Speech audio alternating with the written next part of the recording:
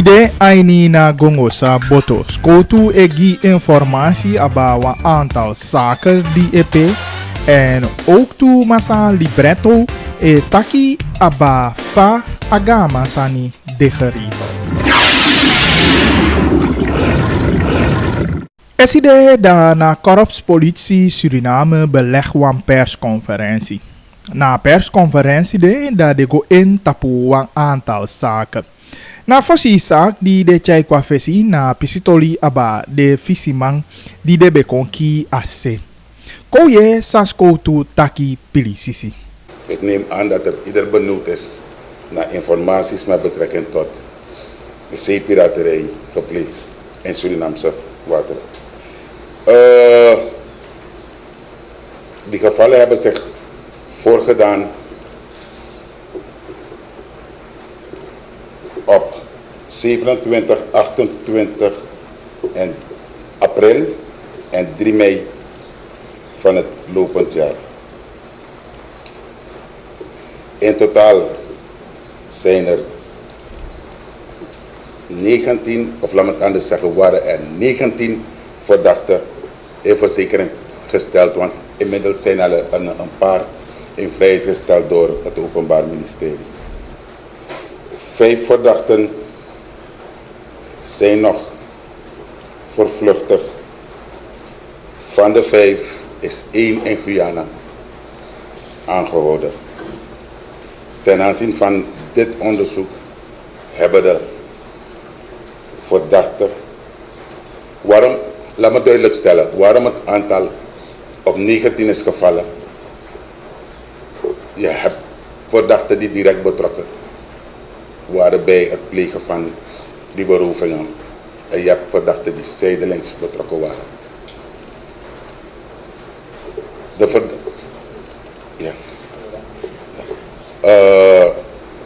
De verdachten hebben een volmondige bekentenis afgelegd met betrekking tot de feiten die ze hebben gepleegd. Er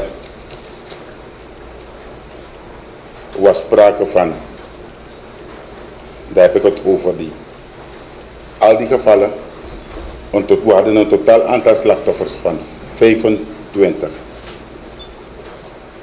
Van de 25 hebben we 8 overlevenden en slachtoffers die nog vermist worden. Het aantal is 12. Van de 12 zijn we achter de namen van 10 personalia, van 10 slachtoffers gekomen. Van 2 van die slachtoffers hebben we geen personalia. 4 lijken zijn opgevist, 3 in Suriname, 1 in Guyana. Van de 3 moet nog slechts 1 geïdentificeerd worden. Door de verdachten zijn ook aanwijzingen gedaan. En ze hebben de locatie aangewezen waar ze die berovingen hebben gepleegd. Daarna was het de beurt van de slachtoffers die ook aanwijzingen hebben gedaan. En ten aanzien van het vaststellen van die locaties wordt er gebruik gemaakt van coördinaten.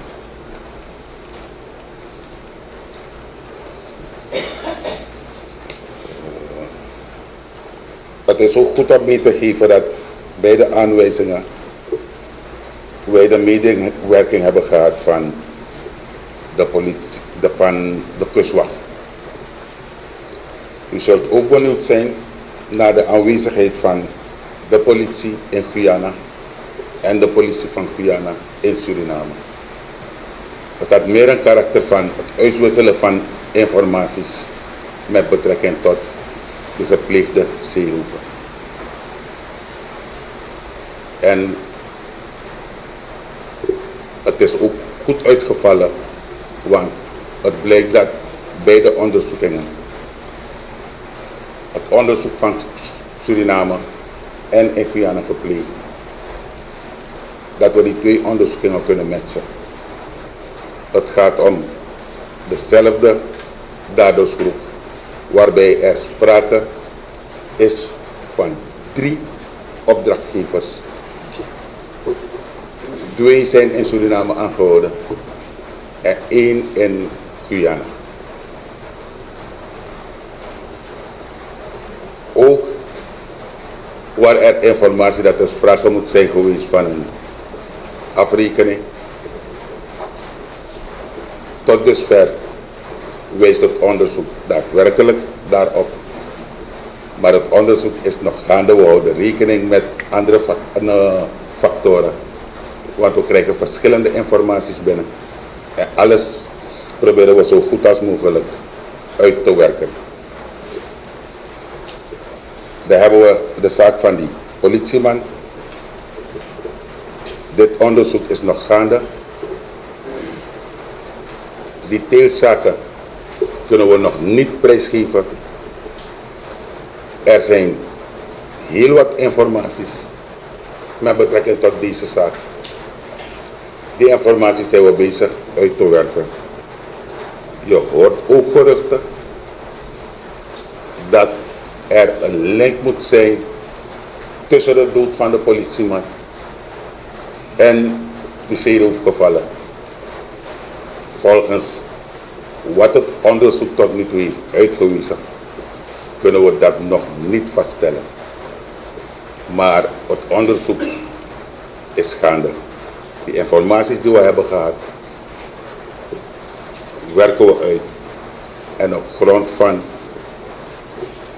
wat wij momenteel, daar heb ik het over de feitelijkheden, kunnen we nog geen link leggen tussen de dood van de politieman en de zeeroofgevallen. Soms koutu begi informatie abatoli voor de visiman. De kisi die hoofdverdachte asodeta ki twaini sanang angawang aini Guyana. Skoutu go ook toe in tapu na toli voor verdachte die de beki na baboki. De gi fini uitleg fasani waka. En ook toe de taki pikiso aba na journalist die de bekisi. Op 15 mei wordt er aangifte gedaan ter zake diefstal met geweld van een zwartgelekte Lexus. Op 18 mei lokaliseert na verkregen informatie lokaliseert de politie dat voertuig in de wijk Abrabroki. Een achtervolging wordt ingezet en op een gegeven moment moet de bestuurder het doorhebben dat hij wordt achtervolgd door de politie en hij gaat met een snelle vaart door verschillende straten heen. En op een gegeven moment komt hij niet meer uit. Hij stapt uit het voertuig, rent weg terwijl het voertuig dan rolt in een goot. Er wordt een waarschuwingsschot gelost waarop de bestuurder niet reageert. En op een gegeven moment, conform instructie, schiet de politie dan gericht. En er raken 2 kogels de bestuurder in het onderbeen. Daarbij een onderzoek in de auto heeft uitgewezen, in feite treffen we de kentekenplaten zijn van de auto weggehaald en in de auto geplaatst. En ook treffen we handschoenen aan en inbrekerswerktuig vinden we in de auto aan. En dat doet zich voor in de wijk Abrabroki en het moet de Groenhartstraat zijn. De politie is daar, de plaatsdelict wordt afgezet middels lint. En op een gegeven moment moet de fotograaf zich daar hebben begeven. Een persoon moet zich daar hebben begeven. En hij loopt door die lint heen, afzetlint van de politie. Hij wordt dan gesommeerd terug te gaan. En na een tijdje gaat hij dat, en dan volgt de sommatie ook op. Maar dan begeeft hij zich via de andere zijde op de locatie, op de plaatsdelict. Er ontstaat dan weer, want hij wordt dan terugverwezen en daar heeft hij moeite mee waarschijnlijk. En op een gegeven moment gaat de politie, wanneer hij dan opruimend bezig is, want in feite, het moet iemand van de buurt zijn, het slachtofferverdachte, gaat hij keer tegen de politie, hij zet de mensen aan tegen de politie en hij hindert de politie in feite om het werk goed te doen op de PD. En de politie vond het toen nodig om de man dan over te brengen of af te voeren en de auto te zetten. Wij van de politie, zoals het aangegeven, er is natuurlijk, de man is terecht om zijn beklacht te doen, we onderzoeken de zaak. Maar zoals dat is de informatie en dat het onderzoek heeft uitgewezen dat zich heeft voorgedaan op de PD. Laten we even hiervan aangeven. Ik zeg, de rapportage die we hebben gekregen, de persoon in kwestie is ook gehoord. Die verklaringen zijn er, zwart op wit, wat zijn verklaring is geweest met betrekking tot het betreden van het plaatsdelict van de politie. Dat zijn ook verklaringen van die fotograaf. Die zijn zwart op wit, we hebben ze goed doorgenomen en ik geef de informatie hier zo. Ik zeg ook vanuit Korps, wij willen zoveel mogelijk we hebben een objectief onderzoek gedaan en als we mensen in feite in de fout zijn gegaan, dan zullen we ook niet schromen om maatregelen te treffen. Maar natuurlijk moeten we iedereen de gelijke kansen geven en we hebben een objectief onderzoek ingesteld waarbij de fotograaf ook gehoord is. En ook nog bij obductie is niet gebleken, is er geen kogel door zijn hoofd gegaan. Er zijn maar 2 kogels en er is een onderbeen. Dus van deze zijde wil ik ook aangeven, toch, laten we toch wel de officiële informatie afwachten van de officiële kanalen. Als er informatie nodig is. Want daar is die wifi associé accident toe. Na een film die scoort film wang verdachte die de kiesie na een post voor uitvlucht die de potie na Facebook ook toe. En wij hebben die film ook gezien. Het onderzoek, we zijn een objectief onderzoek gestart omdat we niet weten wie die film heeft geschoten worden. Zoveel zaken. Daarom zeg ik ook, we willen iedereen gelijke kansen bieden.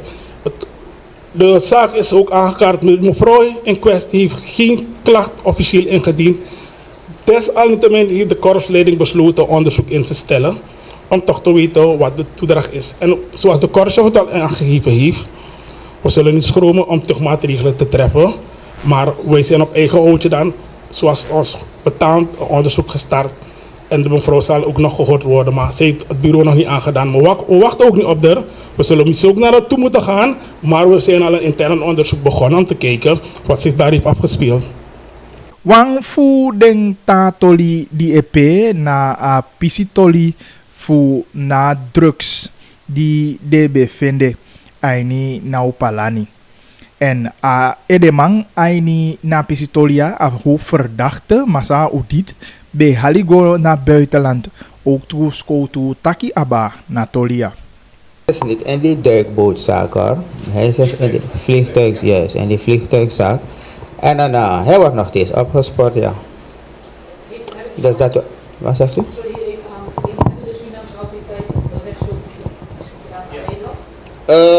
Met de spending. Ja, in principe is het verzoek al gedaan, zou je kunnen zeggen. Maar ze moeten een administratieve weg volgen. Dus maar ik denk dat dat binnen een paar dagen zover moet zijn. Maar dat verzoek is in principe al gedaan. Het is goed gebruikt dat dat verzoek ook wordt gehonoreerd, toch? Ja, absoluut. Daar gaan we van uit hoor. Dat het wordt gehonoreerd. U wou cijfers opgeven, hè? Zijn er ook cijfers over de rechtsonderzoek gereageerd van Suriname, Nederland en Suriname? Van vorig jaar zo, niet uit het hoofd, maar van Nederlandse zijde uit naar Suriname ligt ergens tussen 100 en 120. En een Suriname naar Nederland moet ergens tussen 0 en 20 zijn. Zo, waar het grote verschil? Heel wat van die mensen die we zoeken hebben de Nederlandse nationaliteit, denk ik. Ja, dus, maar het gaat helemaal van wat je te onderzoeken krijgt. En waar het onderzoek naartoe leidt. Als het blijkt dat het iemand gaat die in Nederland zit, of in Suriname zit, want dat heb je vaker. Die mensen begaan hun misdrijven in Nederland en zien Suriname eigenlijk als een veilig oord. Dan Zouden ze denken dat de politie dat ze hier makkelijker kunnen wegkomen dan in Nederland? maar dat zou de politie het eerst moeten weten toch? Pas wanneer wij kennis dragen van, pas dan kunnen we in actie komen. En meestal is dat na een x-periode. Ja toch? Ja, die geluiden hebben we ook gehoord dat men een link probeert te leggen. Maar de beide onderzoeken hebben dat tot nu toe niet uitgewezen dat er enig verband is. Tussen dat van die duikboot en dat vliegtuig. En logisch, net lijkt het me ook. Ja, het lijkt me niet logisch hoor. Omdat dat van die duikboot is ontdekt voor dat vliegtuig. En als dat van die duikboot eigenlijk al in de soep is gevallen, waarom zou je nog die cocaïne laten halen om met die duikboot te vervoeren? Dus dat lijkt me niet logisch. Want eigenlijk de meeste zaken gaan over drugsgevonden of opstanderij. Klopt. En niet werden drugsgevonden in de vliegtuig. Ja. Maar dat hebben we eerder ook gehad hoor. Hebben we eerder ook gehad. Op andere locaties in het verleden. Vliegtuig, droppings, etc. Dus dat hebben we eerder. Dat is heel unicum. Dat is niet de eerste keer. Tenminste, dat het. Even, want ze kijkt nog ontevreden. Nou ja, ik probeer te denken van die drugs die dus bijvoorbeeld op opstanderij gevonden worden. Klopt. Komen die in het land? Die heb je bij de Nee, ik denk het niet. Ik denk het niet. We hebben open grenzen toch? We hebben open grenzen. En het is een paar keer voorgekomen dat we ook vanuit een Guyana mensen zijn aangehouden met een tientallen kilo's. De meeste pompen zijn die weggaan. Ja, die weggaan. Klopt. Je zou denken van probeer zo goed mogelijk. Dat het niet juist. Ja, daarvoor heb je ja. De technische middelen, noem maar op. Maar daarvoor hebben we de samenwerking met het buitenland. Onder andere die IE die vanuit Guyana opereert. Dus vandaar dat we deze vangst ook hebben kunnen doen. Onder andere.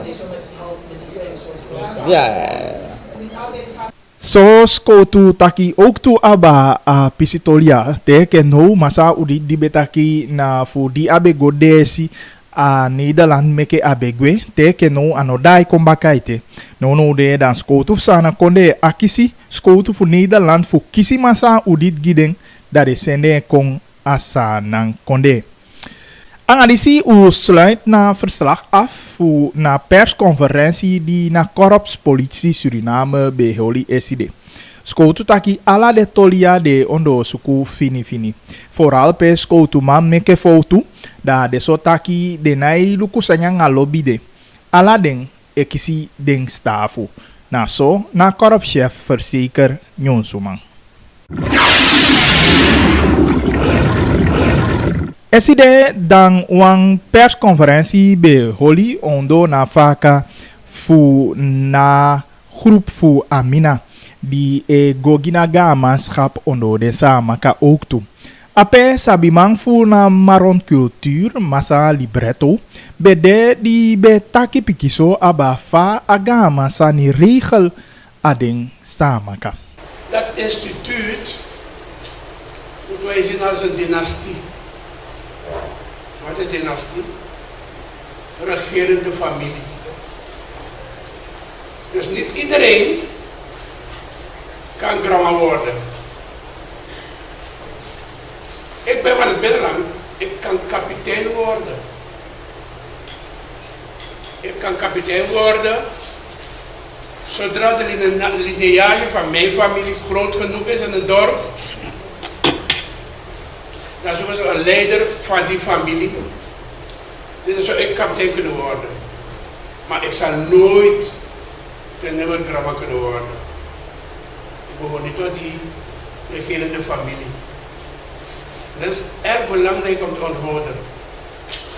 En hoe is deze familie de eer te beurt gevallen om het grandma, het groot opperhoofd, die mensen van dat we nou niet zeggen, we hebben 12 log, maar we gaan niet naar die, de hoogste boom in het binnenland. Dat is wat men vergelijkt met een grandma. Er is maar één grandma, want hij is stamhoofd. En we weten dat de Boslandbewoners, zelfs gemak zal ik het zo noemen, er zijn zoveel namen die men geeft aan de mensen, maar ik zeg de Boslandbewoners van Afrikaanse afkomst, die vormen zich in stammen. We hebben 6 stammen, volkstammen. De twee grote zijn de Sarmakaners en de Aukaners. Dan hebben we de Pamaka, Matawai, de Aluku en de Quinti. De Pamaka, Matawai, Okanisi en Samaka, die hebben dus een groot opperhoofd.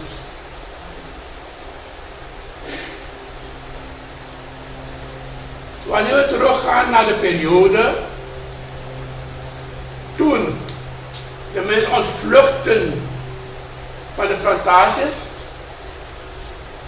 omdat zij niet verder die mensonterende behandeling werden gedogen, zijn ze het bos ingevlucht. We hebben geen notie van wat dat betekent. Ik voel me ja, en dat hebben ze eeuwen gedaan voordat er vrede werd gesloten met die stammen. Ze vluchtten het bos in, kwamen vrouwen halen, gingen weer in en ze vormden bij de hergroepering een groep. De mensen die bij één plantage of van dezelfde slavenhouder zijn weggegaan, vormden een familie. Als een fictieve familie. Het waren geen bloedverwanten, maar ze waren lotgenoten. En zo hebben ze groepen gevormd in die periode. Maar als je in een groep zit, heb je leiders die de groep bij elkaar houdt. En zo heb je mannen gehad die militaire leiding, militaire kennis en krijgerseigenschappen hadden, die dus leiding gaf aan die geformeerde groepen. En deze groepen noemen wij nu Lo. Een onderstam, een klein. Lo wordt gevormd door de mensen die uit dezelfde plantage kwamen of van dezelfde plantagehouder waren. En die leiders die deze mensen al die tijd hebben kunnen begeleiden en kunnen dirigeren onder de heel moeilijke omstandigheden. Uit die groep van die leiders zijn er personen uitverkoren die de leiding krijgt van de mensen die ondertussen zich hebben gehergroepeerd en dorpen gesticht.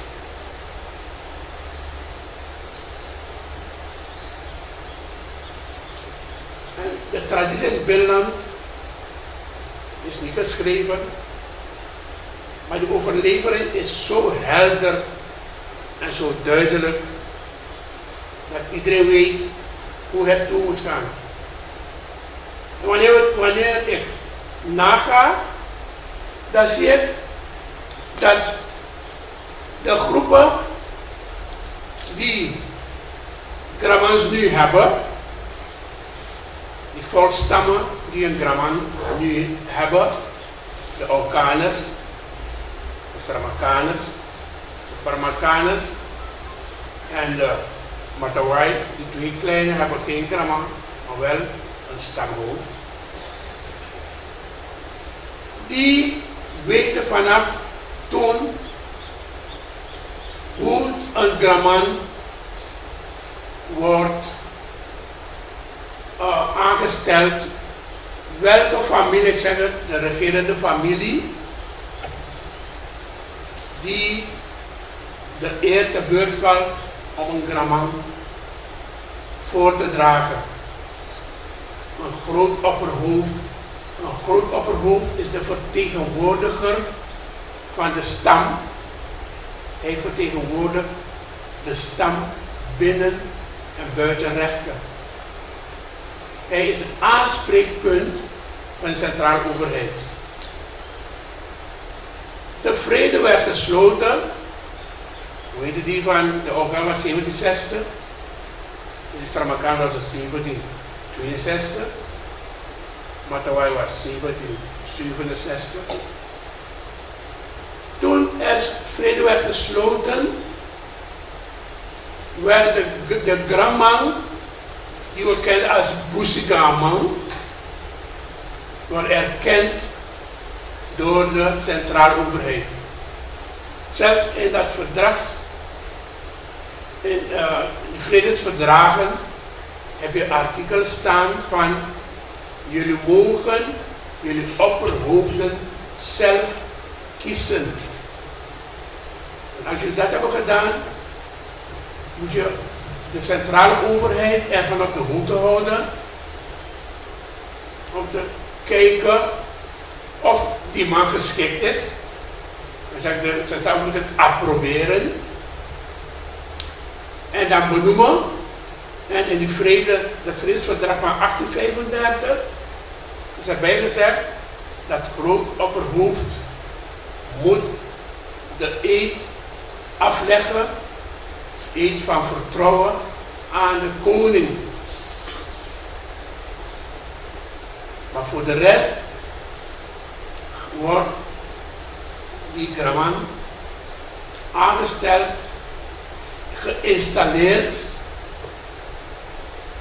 op de traditionele wijze. En dan wordt aan Paramaribo medegedeeld dus dat een Gramman, een groot opperhoofd, is aangesteld. Hoe vindt die benoeming, die aanstelling plaats van de groot opperhoofd? Ik heb daar gezegd, de geschiedenis van de binnenlandse bewoner is oraal overgedragen en is duidelijk vastgelegd in de brein van de oudsten. Een Gramman in zijn leven wijst aan wie zijn opvolger is. En daarom wordt er rekening mee gehouden dat systeem dat we in het binnenland hebben van afstamming. Dat is het matrilineaire systeem. Matri is moeder. Dus je kan erven, jouw afstamming wordt bepaald door de moederlijn. Als je niet behoort tot die moederlijn, kan je niet erven van de familie. Daarom zegt men, de Gramman, de kapitein, wordt opgevolgd door de zoon van zijn zus. Het hoeft niet direct zoon van de zus te zijn, maar de persoon die hem opvolgt, die hij aanwijst, hij houdt er mee dat de relatie tussen hem en die persoon gaat via de moederlijn. En dit systeem geldt voor het totale binnenland. Alle 6 stammen hanteren dit systeem. Jouw zusterskinderen, kinderen van de moederlijn, die kunnen jou opvolgen, die kunnen eigenaar worden van jouw bezittingen. En wanneer een Gramman in zijn leven iemand uit de moederlijn aanwijst als zijn opvolger, dan gebeurt het wel dat het daarbij blijft. Ik kan nog een voorbeeld geven. Gramman Kazong heeft jaren, sinds jaar en dag, bepaald wie zijn opvolger zou zijn. En hoe heeft hij dat gedaan? Op een bepaald moment heb je wat we noemen een stammoeder. Deze stammoeder, als die dokters heeft, dan zal men nagaan dat die kinderen van die dokters om en om die functie van grootopperhoofd uit die regerende familie aanwijzen. So IBE masa libretto di begi en denki ang visi abaga mantoli. Masa libretto usabien eke konimang fu na maron cultuur. Na Nationale Assemblée be abi wan vergadering eside. Ainina vergadering ya de betaki aba toli di sama sende gona a Nationale Assemblée. Verschillende toli bejo die de actie aandacht gi. Bigina toli fu suralko anga alkoa godo te na de nyung siko moni di mupai a nyung siko yali di ekon. Koluku een verslag die wie fu na redactie meke poti giu. Voorzitter, dank u wel. Met verwijzing naar het ingekomen stuk 18.8.12, voorzitter. Schrijven afkomstig van KKF, standpunt Suralco. Voorzitter, u weet dat die kwestie van Suralco al een geruime tijd speelt. En mijn vraag is natuurlijk, wanneer krijgen we duidelijkheid in die hele kwestie? Want er worden allerlei dingen gezegd en geïnsinueerd vanuit de pers. En nu neemt ook de Kamer een bepaald standpunt. En ik denk dat het fatsoenlijk zou zijn dat wij als parlement toch gedegen ingelicht worden over deze kwestie. Waar we aan toe zijn. Het is een nationale zaak, voorzitter. En ik vind dat we niet langer kunnen talmen met deze informatie. En dat ik een beroep via u doe op de regering. Om zo snel als mogelijk hier in uw parlement ons te voorzien van informatie, voorzitter. Wat de status is van de overeenkomst, wat het mandaat is van de onderhandelingscommissie, wat er allemaal is gedaan. Ik begrijp dat er al ontmanteling plaatsvindt, wie het allemaal doet, welke kapitaal ermee gemoeid gaat, etc. Er is heel veel onduidelijk, voorzitter. Via u heb ik graag meer informatie voor ons allemaal. Dank u wel. Laat mij direct antwoord daar geven. Dat is niet de vraag aan de regering. We hebben met elkaar besloten dat ik een brief zou sturen vorige week naar de president. Naar aanleiding van de hele Alcoa-kwestie, waar de wijziging van de overeenkomst blijft. Want we hebben dat gedaan. Ik heb ook het parlement geïnformeerd in huishoudelijke vergadering. En we zouden daar ongeveer 2 weken aan geven. En een vergadering uitschrijven of we nou wel of niet antwoord zouden hebben gekregen van de overheid. Dus als alles goed zit, wordt die vergadering volgende week uitgeschreven. Dank u wel, voorzitter. Voorzitter, naar aanleiding van stuk 18.530, controle leerlingentransport, schooltransport, wil ik ook graag via u aan de regering vragen.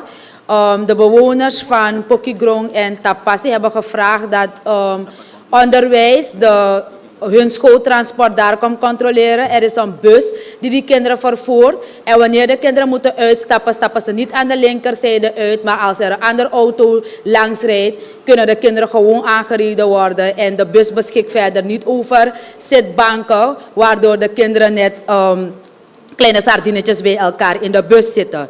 Dus graag aandacht van de regering. Voorzitter, verder stuk 18.753. Verandering verkeerssituatie kruispunt Koesewijnenstraat, Ephraimzege. Ik wil vragen aan de regering om nogmaals met de burgers desnoods een vergadering bijeen te roepen. Omdat de burgers vandaar de dupe van worden. Er moet natuurlijk ordening komen. Want wat de PSB, de PI-bussen, etc. daaruit halen was niet mooi of is niet mooi. Maar laten de bewoners die dagelijks gebruik maken van de routes daar niet de dupe worden. Want er is een totale chaos daar zo ontstaan. En ik vraag de regering zoals de burgers dat hebben gevraagd. Dat ze de burgers consulteren, desnoods via de resortraadsleden. Maar zo hoort het niet zonder enige burgerinspraak, voorzitter. Dank u. Dank u wel, voorzitter. Naar aanleiding van stuk 18.530, voorzitter, wil ik via u aan de regering vragen wat duidelijkheid met betrekking tot de aankondiging van FIBOS dat de ouderbijdrage wederom zal worden ingesteld. En nog erbij, voorzitter, zien we dat het verschrikkelijk is verhoogd. Via u, duidelijkheid van de regering, wensen wij omdat het voor de mensen, de ouders, heel zwaar gaat zijn. Maar ook voor de mensen die geen keuzemogelijkheden hebben. We weten dat de mensen die de ruimte hebben, kunnen overstappen naar een openbare school. Maar in het binnenland is die mogelijkheid zeer beperkt. Voorzitter, verder wens ik naar aanleiding van het voorgaande ook via u aan de minister van Sociale Zaken te vragen hoe het zit met de beschikkingen die toen in 2015 was uitgegeven, voorzitter, met betrekking tot renovatie en bouwsubsidie voor sociaal zwakkeren. Ik heb een aantal beschikkingen gezien, voorzitter, waar mensen mee lopen in de hoop, in de verwachting dat ze ondersteund zullen worden door de regering. Ik heb hier eerder deze zaak aan de orde gesteld en toen had de vorige minister van Sociale Zaken aangegeven dat er invulling aan zal worden gegeven. Dus ik vraag via u deze zaken. Dank u wel, mevrouw de voorzitter. Naar aanleiding van ingekomen stuk 700-2018, waarbij mevrouw telefonisch bedreigd wordt vanuit de strafrichting door haar ex-vriend, die over een maand op vrije voeten zal worden gesteld, vraag ik via u aan de regering, zeker de minister van Justitie en Politie, extra aandacht ervoor. Het is veelvuldig het geval dat er in cellenhuizen, strafinrichtingen, cellulairs en dergelijke toestellen met verschillende simkaarten aanwezig zijn.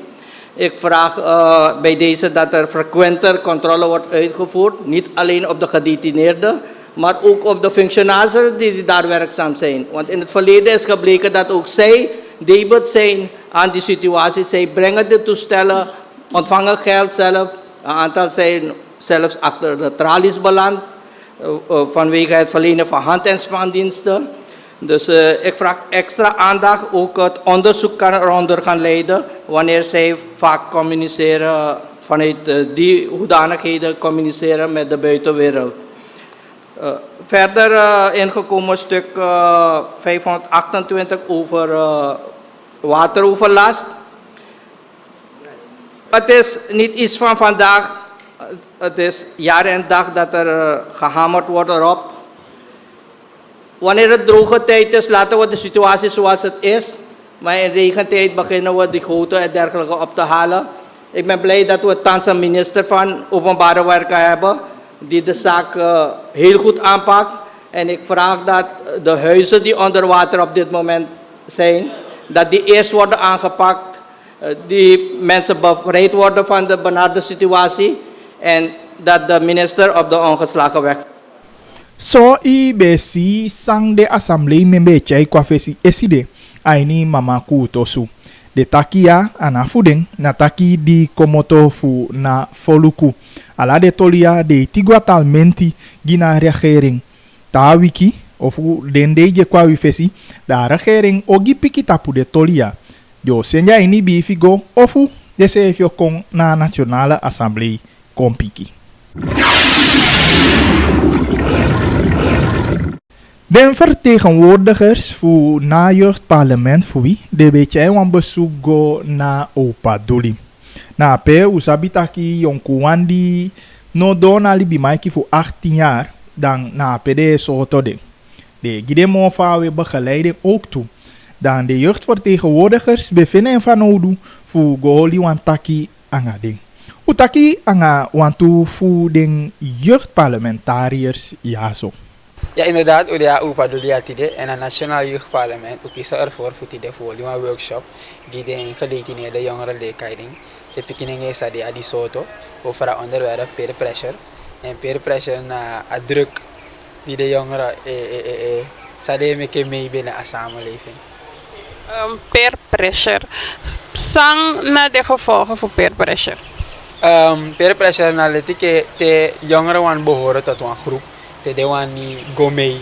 En soms stage je in een groep dat je doet bepaalde standaarden, maar je tak je flexie of sama na iwan dia aandacht. En voor kies aandacht En voor de aardig tegenover de taaljongeren die want go mee aan aflo. En de negatieve gevolgen van kan dit taki uiteindelijk ik ga mee aan alcohol, je want dingen to bika de tamatifie dingen, je want smoko to bika de tamatifie smoko. En maar je hebt ook positieve peer pressure pe namelijk voor taki je groep we go een bepaalde uitdaging en dan druk je dit taki we druk je taki vanaf nu toe in kiezen ervoor voor je best dus we gaan studeren samen want if je thuis jou studeert dus als jij niet alles zo toefasie als jij niet toefasie je hebt sama je kies je drukking en je hebt sama je oefenen druk uit tapata sama en dat na peer pressure. Kotaki, met jij een groep en de mate van je druk mee voor de bepaalde sani die no mag, kotaki zo. Hoe kan ik dit tegengaan? In training sevi en in sabi sevi en amo moeilijk zijn van peer pressure dat je mataki no tegen bepaalde omstandigheden. En heel belangrijk voor je volgt de stappen en de opvoeding voor je man en pauze. En als je sabi sevi taki adisia zo met aanpugi, de mabio taki moet restrictie leggen voor jezelf. In sabi hoogte P1 sevi. En op het moment ja potin sevi aan een bepaalde positie, dan oude een piki boeiyagi omdat je zweeft. Maar die sabi sevi taki adisia met aanpugi en adisia met gogi, daar ik op piki zo mo makkelijk. Maar a druk kan komen voor alle kanten en op zich ook moet je ook voorbidden dat de druk jakwai passie en iemand go omhanging. Tijo ukopacha informatie die de jongeren voor upadoli, zij je ook kiezen ja groepje. Dat ja zo, na de jongeren zijn opgenomen en tijdens de ja zo dan vertonen bepaalde stoergedrag. Maar die vertonen stoergedrag dat betekent dat je alles spekje umulashengi. Dat je kan nog een socialisatieproces om mensen zeggen je kan je samenleving baka in compassie zeven aan binnen een samenleving. De ana traject die daar belangrijk dat je de picking aan voorlichting, aan informatie giving, maar ook ik maak je bewust over je waarde sajabi. Dat je teko baka je de waardige burger en iemand passie zeven aan baka voor mee aan afloop. Dus daarom maak je ook ja zo voor dat naar de jongeren ja voor kom ik de tanga voor zo je dat je voor die de make je visie de na voor make je mo if de let op tap bepaalde sani. Hebben de een belangrijk sani voor dus dat vraag ik je. Je hoort het niet? Hoe?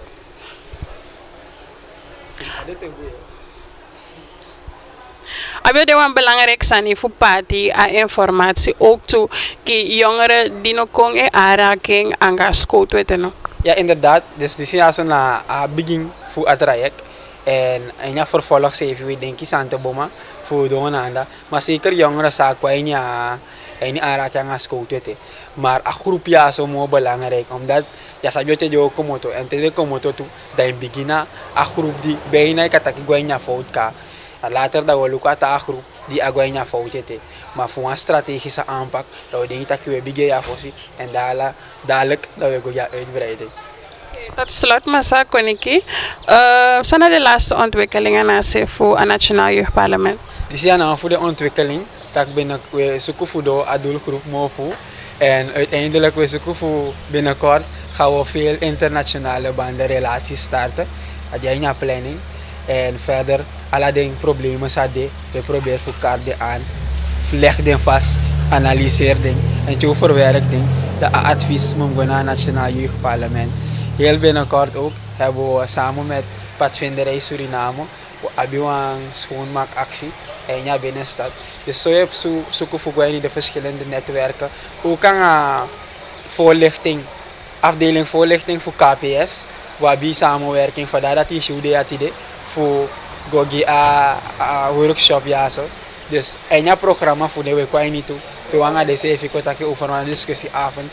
Dus er zijn heel veel sanitaprogramma's aan het Nationaal Jeugdparlement van Godu. En we doen ons best. En we denken dat we zoeken door de jongeren, want daarvoor zijn we daar. Voor verbinden jongeren aan de CV met elkaar. En uiteindelijk aan de samen die mee betrokken aan het jeugdbeleid. Voorzitter Kelvin Konikichaka Vesitaki, dus Nono, een Nationaal Jeugdparlement, ik go tapuan tourpe, we sluit samenwerkingen aan anga kutaki internationale organisaties. Laat me begrijpen dat je ubi bezoek ook toe. Ja, we hebben bezoek voor het Chinese Youth Association in Suriname. De beetje bezoek naar NJP. Het is een van onze internationale banden die we proberen te leggen. Omdat deze map hebben banden in China toe. En dan de beetje beleefdheidsbezoek. En het was het Abego-boom. Ja. Daar is aan die u bespreekt onder andere. Wat we spreken zo voor, het was meer kennismaking. En de bedoeling is dat we van daaruit, dat we wokogomofa, dat we hebben meeting en dat we meeting makanda. En dat we lukken waar we overeenkomen en we overeen. Dan hebben we wokogomofa samen. Volgens VN dan 26 juni na internationale antidrugsdag. Ook to aini sanang we via dia so na antidrugsraad chaikwa fesitaki vanaf 1 juni gomiti ahimung dan so ding o hebben verschillende activiteiten voor party informatie over antidrugs. De chaikwa fesitaki ado groep voornamelijk naar de jongeren. Zo to antidrugs boodschap. Ja, bigi de jongeren die elukunono.